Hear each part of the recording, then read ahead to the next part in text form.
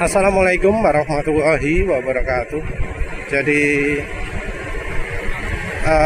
sekarang ini katanya sih Indonesia krisis ya. Krisis karena harga minyak naik. Dan kemudian muncul ajakan pemerintah yang ngomong bahwa kerja di rumah saja gitu.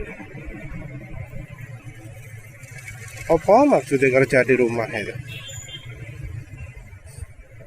Apakah dengan kerja di rumah itu bakal mengurangi konsumsi bahan bakar secara umum? Katanya sih 20% suruh kerja di rumah.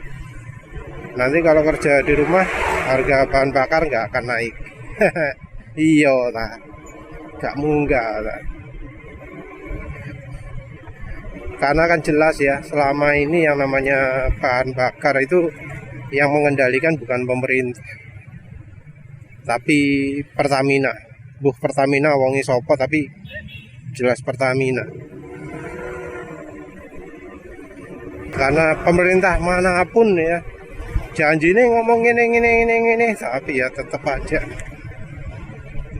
penguasa harga bahan bakar itu tetap Pertamina.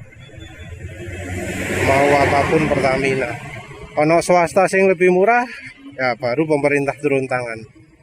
Turun tangan untuk memblokir harga bensin yang murah itu. Ya apa caranya kudu mahal. Pertamina itu juga yang termasuk kalau naik cepat, kalau turunnya lama. Jadi harga bahan bakar bensin yang lain naik, hari itu juga pasti harga bensin Pertamina naik. Tapi kalau yang lain turun, Pertamina nunggu agak lama dulu baru turun. Ya Pertamina sendiri bukan untuk rakyat emang ya, tapi untuk mereka yang kaya-kaya, yang ingin paling lebih kaya lagi kayak. Nah balik lagi ke soal merumahkan itu ya, kerja dari rumah itu. Entah ya, enggak semua kerja itu bisa dilakukan di rumah. Kerja pakai dokumen macam-macam, enggak semua bisa dikerjakan di rumah. Mungkin kalau untuk komunikasi sekarang sudah enak ono WhatsApp. Tapi ada orang yang ya kurang begitu nyaman juga dengan WhatsApp. Karena ada beberapa dokumen yang butuh di-share, yang saling dibuka, saling diedit gitu. Memang ada solusinya ya. Ya apa caranya dokumen bisa di-share. Tapi dengan melakukan seperti itu biasanya jadi celah keamanan. Jadi jalan masuknya hacker. Jangan berpikir yang kena hacker itu cuma orang luar. Ya sekelas pabrik kecil pun kena ya. Kayak contoh spam lah. Apa nggak ngeri kalau misalnya kemudian ada email yang kemudian nunjukkan ini loh passwordmu, aku tahu passwordmu, kamu harus gini kalau nggak mau tak ginikan. Padahal ya passwordnya memang beneran dia tahu, tapi soal aksinya dia beberapa hal ya bohong lah jelas. Tapi kalau orang takut ya pasti bayar deh. Bayarnya mungkin ya biasanya gak larang ya kalau untuk orang rumahan. Kalau orang kayak pabrikan kecil gitu 50 sampai 150 dolar bayar lewat Bitcoin gitu ya. Dulu pernah ada PSBB. Di saat itu juga banyak orang kerja di rumah. Tapi ya bisa dibilang yang kerja di rumah itu sangat sedikit sekali ya perannya ya. Jadi ada kerja-kerja yang memang harus misalnya nerima barang, kirim barang, beli barang. Itu kan ya gak iso kerja di rumah. Apalagi kemudian yang mengendalikan mesin.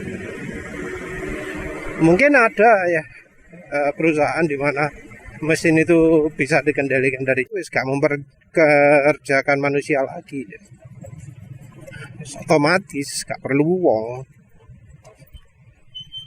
nggak butuh orang dah. Kalau ada perusahaan yang mesinnya bisa dikendalikan jadi jarak jauh, kayak apa wong yang kendalikan bisa aja langsung, entah dari Jepang, kayak dari Spanyol, kayak dari mana, kayak negara asal pembuat mesinnya.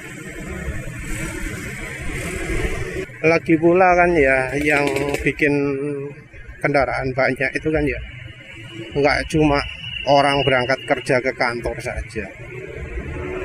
Buktinya apa? Buktinya walaupun bukan jam kantor, jalan itu masih rame. Dari jam berangkat sama pulang kerja itu jam piro sih? Kan ya kalau di sini sekitar jam 6:30 sampai jam 9 gitu ya. Tapi ya buktinya di luar jam itu juga rame jalan. Artinya apa? Artinya banyak orang yang memakai jalan tidak waktu sedang berangkat atau pulang kerja. Nah, itu yang harus diselidiki. Tapi ya namanya pemerintah kan yo jarang ya memikirkan sesuatu yang cerdas. Padahal yang namanya pegawai negeri itu ujian masuk pakai ujian yang sulit kan ya. Tapi entah mengapa kok keputusannya kok yuk, gak mikir gitu. Apa mungkin atasan-atasan itu ternyata bukanlah orang-orang yang ngikut ujian itu, tapi orang-orang yang langsung ditempatkan di situ. Nggak punya latar belakang apa-apa, pendidikan apa-apa, nggak mulai dari bawah. Jadi blas gak ngerti ini sore kayak ya apa. Tahu-tahu posisinya di situ gitu. Sebelumnya nggak punya pengalaman kerja di pemerintahan, misalnya sebelumnya punya restoran, sebelumnya punya SPBU, sebelumnya punya Indomaret, terus mendadak langsung dimasukkan situ. Gak ngerti apa-apa, tapi kongkon melaksanakan sesuatu gitu sama atasannya lagi. Ya langsung kawan sak njeklak ya. Entah apakah emang nanti bakal dipaksakan yang seperti itu atau enggak ya. Karena ya rasanya walau 20% entah 20% tapi ya yang disuruh kerja di rumah, rasanya namanya lalu lintas itu tetap ramai. Ini sekarang sih sepi soalnya kan barusan libur panjang. Tapi ya sembolah namanya pemerintah.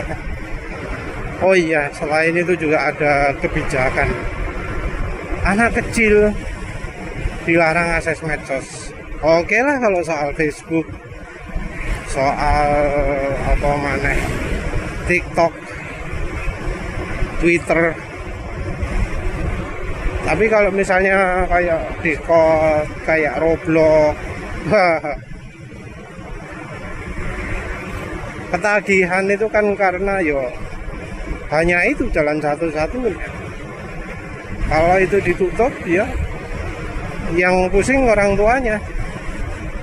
Kegiatannya apa anak gue njaluk metu ya ono duit, njaluk jajan ya butuh duit. Paling enggak kalau pakai Roblox habisnya cuma pulsa tok, cuma internet tok. Internet wis langganan lah, no problem. Tapi kemudian kalau ya Roblox hilang, orang tua bingung anak ini harus bikin kegiatan apa. Dan ya apalagi zaman liburan sekarang ini, seharian lapo gitu loh.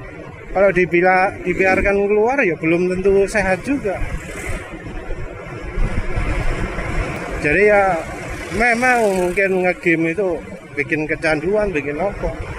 Tapi kan ya mengurangi salah pergaulan juga ya.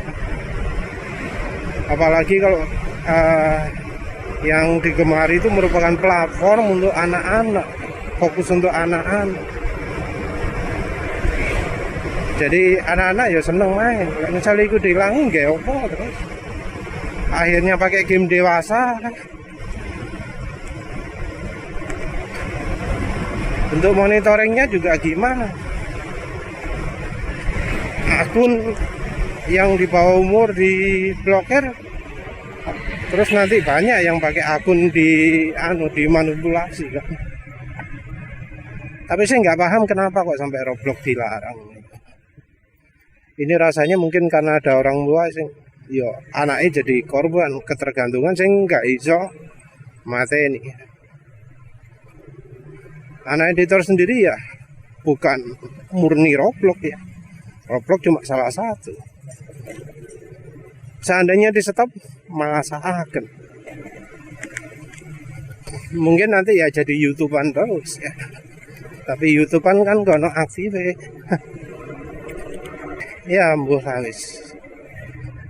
Kadang kalau gini nih mudah sekali ya berbeda pendapat. Tapi yang jelas yang pemerintah tadi keputusan untuk kerja dari rumah itu wis ya apa gunane lah, apa manfaatnya. Apa manfaatnya kayak yang melakukan, apa manfaatnya kayak pemerintah yang minta mengirit bahan bakar.